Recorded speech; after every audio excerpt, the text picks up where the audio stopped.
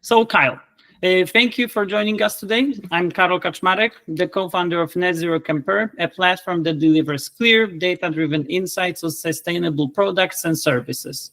And we are keen to explore how Ohmie Go is making shared e-mobility practical for big building residents. And that brings us to the first question, because Ohmie Go recently launched an e-mobility hub at Road Central Apartments with shared Tesla Model 3S and on-site charging. What did early usage data reveal about real demand and vehicle utilization patterns? Yeah, hi there. Well, thanks, Carol. Nice to talk to you. Look, Road Central is one of many sites that we've launched across Australia. We have sites in the three big cities in Australia: Sydney, Melbourne, and Brisbane. And Road Central in particular, we have 2 shared Teslas there. And then we have some shared electric vehicle charging for the residents' private EVs. Look, we launched earlier in the year, and we see a pretty consistent pattern. It takes maybe 2 or 3 months for the residents to move into these new buildings, get themselves settled. But once they're settled, we see the utilization pick up very, very quickly.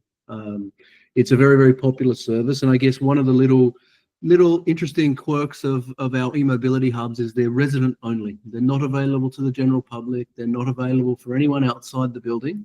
This is a private amenity for the residents who live in that building. So they start to get used to how it works for them, and then we see utilization pick up very, very rapidly to a point where you obviously have a cohort of power users, but then you also have a big cohort of people that use it from time to time. And it's extremely well utilized. I mean, even so much so that even 6 months in, we're looking to augment the service and add a few extra charges and a few extra things. So the pattern has been, once it's in place, once people realize it's there to use and it's very convenient, the utilization skyrockets, which is great. Mm-hmm. And you mentioned at the moment you're focusing on 3 major cities in Australia. Can you see any differentiation as far as utilization is concerned, or those patterns are the same? So our focus is, so short answer is, there's not a great deal of geographic difference in the usage patterns. We're installing predominantly in brand new residential buildings. So this is a beautiful amenity for them when they first walk in. They can see the swimming pool and they can see all the lovely amenities. This is just another amenity. So we don't see a great deal of deviation geographically in utilization. But as soon as it's launched, people start using it and away they go. So there's not a huge difference across geographies. I understand. And when you size a hub, what factors determine the right mix of shared EVs, e-bikes, and e-scooters and standalone chargers for a particular building? Yeah, it's building by building, and there's a couple of different factors. So with the shared mobility, it's typically related to the size of the building itself. And there are different things around the car park ratios, how many car parks per apartment. A lot of our value proposition is to help the property developer to reduce the number of car parks they need to build and instead provide a really great amenity. Now, this only works in locations that are quite central, quite close to public transport, where we can offer a genuine car ownership alternative. So the way we size it up is to actually just understand the demographics of the building, the location of the building, the car park ratios. And look, we basically provision for a much bigger e-mobility hub, but we'll typically deploy on the relatively conservative side. We do typically 1 car per 100 apartments in a building, and then the bike ratios are a little bit different again. We have buildings where we've got 12 bikes and 150 apartments. We've got other apartments where we've got 6 bikes and 500 apartments. So it's very based on the demographic. The EV charging is a different one. That's very much driven by regulation here in Australia. So there are regulations for new builds to tell you exactly how many chargers you need to have and what that looks like. So we help the developer deploy those and to meet their compliance obligations against what we call the National Construction Code. Understandable. Your pay-as-you-go pricing is positioned as a more equitable option for residents. That's what I've learned when checking your website. How has usage-based billing influenced residents' willingness to give up, let's say, a private car or a second car? We've had lots of examples. So I think there's a couple of dynamics at play here. So in buildings where we come late into the process, where there are, there is a car park for every apartment, and there probably will be a higher utilization of private vehicles. We have seen people, quite a few people give up their second car, which is the first option. So that makes the most sense. If you have two cars and one's used infrequently, it's a perfect excuse to get rid of that. So we have many, many examples across our sites of that. We have some very kind of enthusiastic users and brave individuals who've decided to give up cars altogether and use our service exclusively, and that's a mix of cars and bikes. So I wouldn't say there's lots of them, but I'd say there's maybe tens of them across our platform. But it's becoming more frequent. And then I guess the third factor is if we're built into the building at the very early design phase, by design, many of the residents won't have a car because they won't have a parking space. So by design, they already are car free, and that they can utilize our service on demand in a very, very cost effective way. And it becomes extremely, important for them, but it's almost, it's part of the fabric of the building. So in many cases, it's the reason why they choose to buy or live in that building. That's a very good insight. Another thing I saw on your website, Ohmie Go handles installation, insurance, cleaning, and maintenance. So how are you keeping operating costs under control while moving towards your profitability targets? Yeah. So look, it's an interesting one. It's something you learn as you go, as your product grows, as your fleet grows. We invest very, very heavily in technology and process automation to help us manage a lot of that. There are certain things that you can't automate. It's a bunch of human things. You physically have to visit the car and do a few things. But on the whole, we've invested very, very heavily in automated systems. So, for example, we have cameras that look at our cars on all four corners of every single car we have. And then we have systems and tools available to identify damage and to log damage and to automate a bunch of those processes. We can also see if the car's clean or dirty and sort of compare condition and manage it that way. So look, over time, how we manage our cost is we get some scale economies as we grow, number one. And number two, we invest very, very heavily in automation and technology to help us control those costs and keep those under control. I think the great news is that it is much more efficient than we originally intended, and many of the tools that we've built have really drastically helped move the needle on that efficiency. So we're trending very much in the right direction, which is great. That's really great. Also, when I was checking current Australian policies, I found out that Australian building codes is increasingly call for EV-ready infrastructure. Yet some projects still hesitate. Which regulatory tricks or incentives would move the needle fastest for developers in your view? So it's moved pretty rapidly here. And look, the short answer is most developers are now compelled to provide EV infrastructure. We colloquially call it a backbone. So in a large building, you put all of the supporting infrastructure, the capacity, the network infrastructure, the load management systems to enable the entire building to have EV charging. And then residents will choose to have an EV charger at the time that suits them, but the infrastructure is in place. Now that works extremely well for what we call greenfields, which are new builds. And that's legislated, that's part of the National Construction Code. That's actually getting tightened every year. So there's more and more infrastructure that's required to go in place to support EV backbones. In retrofit, so fitting this to existing buildings, that's a much more complicated scenario. There have been both federal and state government incentives across Australia to try and help that. It is a pretty tough problem because retrofitting fairly significant electrical infrastructure is no mean feat. in a building that might be 40, 50, 60, 80 years old. It wasn't built for such infrastructure, so it can be a fairly cost prohibitive exercise. So there are some programs out there to help with that, but it's an evolving space, I guess I'd say. So the government is doing something, but as always, they could do more. Yeah, and it's more about how do you do more smart things. You don't need to simply just throw money at it. Unfortunately, we see the dynamic when there are government incentives and grants thrown at these things. You have some players out there that just do some bare minimum outcomes that are probably not always aligned with the long-term benefit of the customer, just to secure the grant. So we have seen that from time to time, where it's not just about throwing money at it, it's about defining smart ways to do it and being fairly prescriptive around the types of solutions and services that are required, so you can maintain that quality and get bang for buck for any government subsidies that are there. But yeah, look, there are efforts afoot. They're different across different jurisdictions in Australia, and there's also an overarching federal approach that is evolving as well. Understandable. Shared fleets create new electrical load profiles.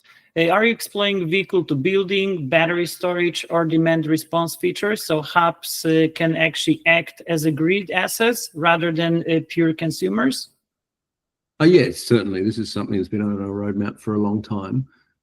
We don't see a great deal of technical challenge in this. We see a lot of commercial and regulatory challenge. Mm-hmm. We see there's a fairly significant, I don't know how to describe it, maybe a turf war between what I would call the grid side and then those that are looking to orchestrate assets and understand who's the primary beneficiary of any of these particular circumstances. Our view very, very strongly is that the end customer, the person who owns the vehicle, should be the primary beneficiary, and that the secondary and tertiary beneficiaries can be the grid and the electricity retailers.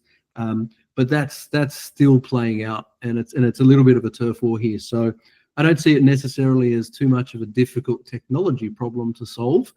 We feel very confident that having batteries in eMobility hubs to help buffer any grid load, to have demand response available to respond to market signals for different load circumstances, and even getting to the point when vehicle to grid is something that's widespread. How do you monetize that?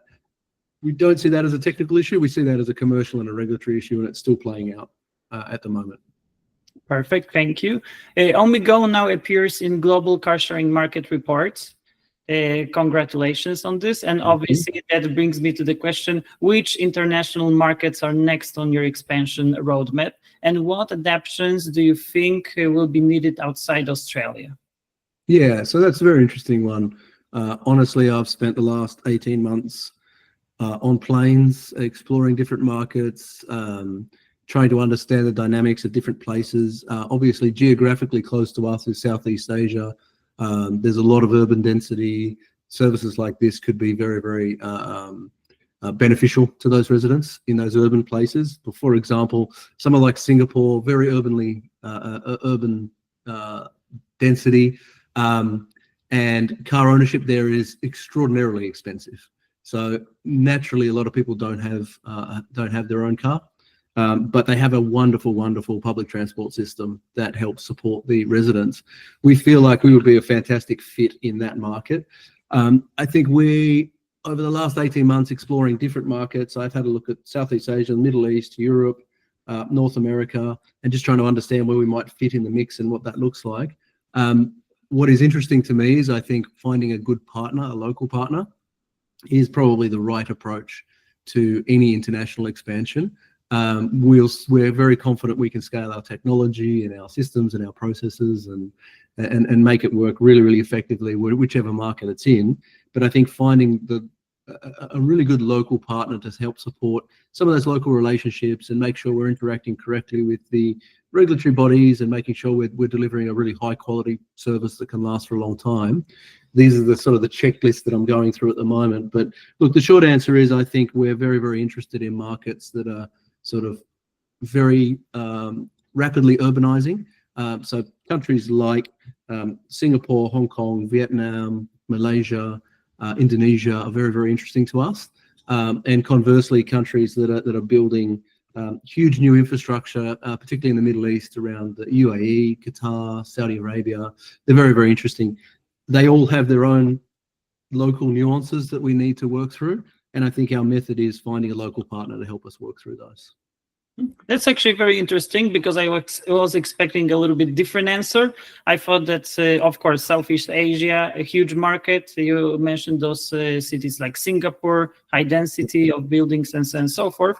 I thought that probably would chase first all the countries that belong to Commonwealth, like maybe England, Canada, because of similarities in regulations. Yeah, look, we've looked at them. The other dynamic with those markets is there's slightly different market condition. There's less new build. There's less density. And look, there's sort of adjacent competition. I wouldn't say there's exact competition, but there's adjacent competition in each location. And there's also some interesting sort of market concepts in those spaces that would probably make those markets far less commercially viable for us with our model.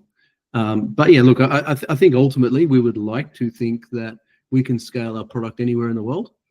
We do have current customers in Australia that have footprint in North America, Europe, Middle East, Asia. So the other interesting dynamic for us is some of our big customers are asking us to, can you help us in London? Can you help us in New York? Can you help us in Hong Kong? And it's very flattering that they trust us to do that, but we need to make sure we do the right type of assessment and understand that we can support that well, and that we can grow into other customers in those markets as well. Mm-hmm. Your platform tracks trip length, charging sessions, and emissions saved. How are you using that data to help developers, councils, or investors quantify sustainability returns?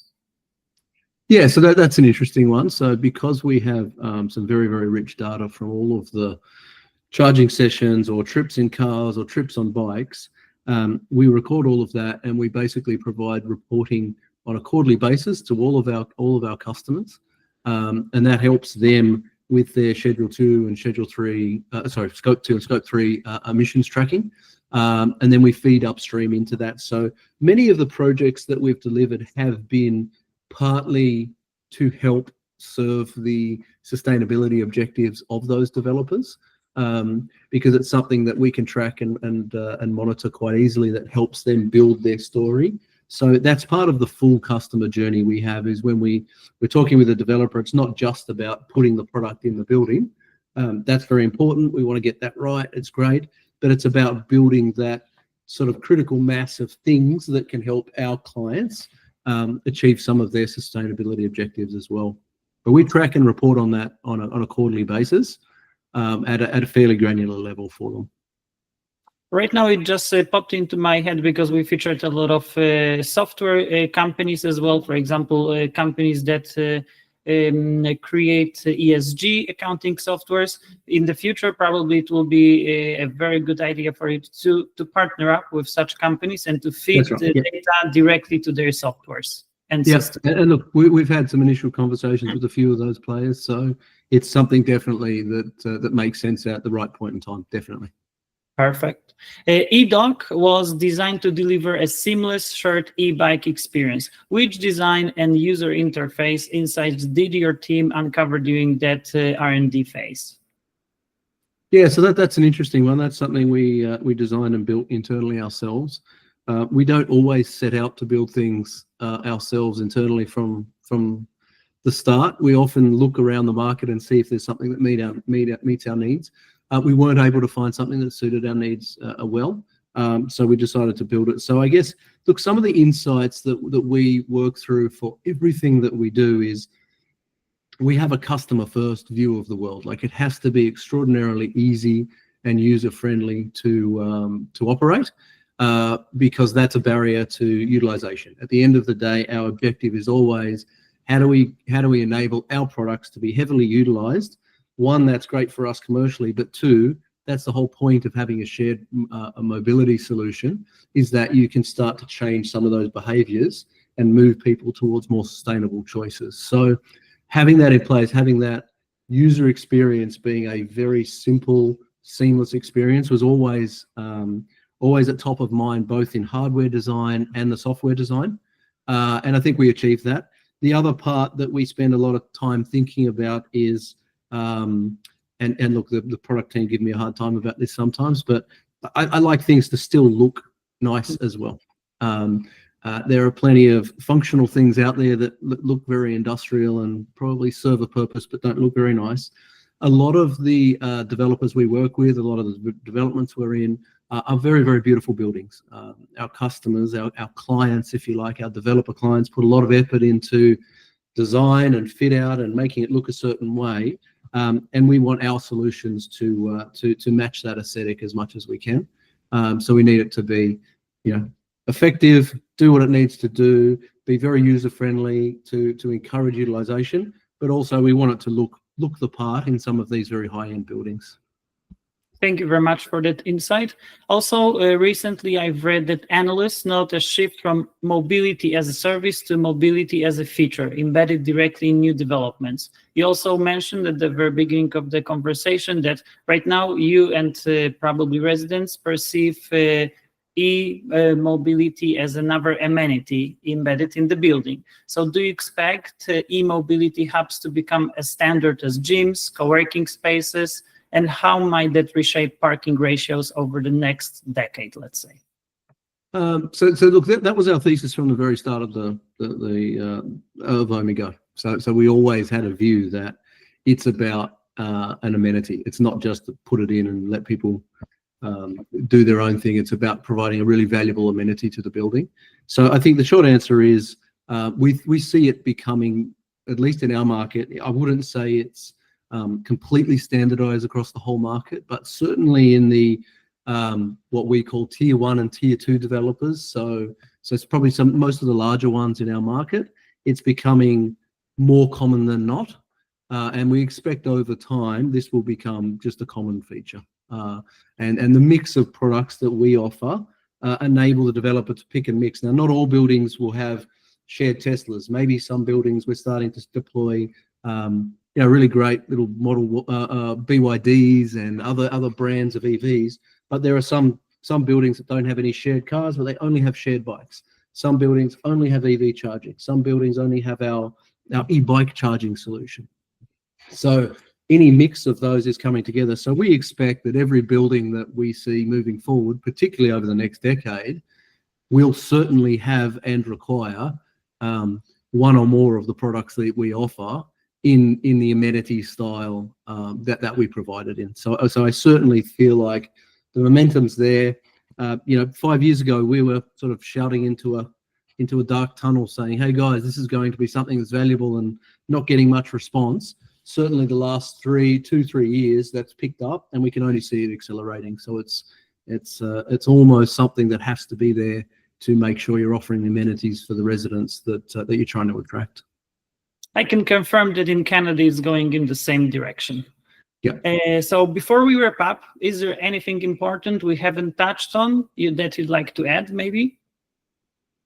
Well, it was probably lots and lots of things, but I think for us, I guess the key differentiator we like to push on is that we're probably one of the only ones that we're aware of that offer an end-to-end solution. So we actually design, build, operate. It's our customer support. It's our app. It's our software. It's our back end. We don't use any third-party services anywhere. Everything's built from scratch. And what that enables us to do is to make sure that the user experience is of higher quality as possible, because we have seen examples where some sort of competitors or adjacent competitors have tried to put similar services into buildings, and a year later, 2 years later, they pull them out because it wasn't executed very well. Mm-hmm. And our view is that is detrimental to the sort of cause of trying to move shared mobility into big buildings. So we focus very, very heavily on how to deliver a really high quality solution, both on the customer side and the client side, that enables this transition to be seen as something that is viable to take place across the whole ecosystem. And it's not just a little experiment in one building. It's something that actually adds a lot of value to the building as we go. Kyle, thanks for sharing these insights. We look forward to publishing the conversation on Net Zero Compare so our leaders can see how shared e-mobility helps reduce carbon footprints in large buildings. Thank you so Great. much. Thanks for chatting with you. Thank you so much.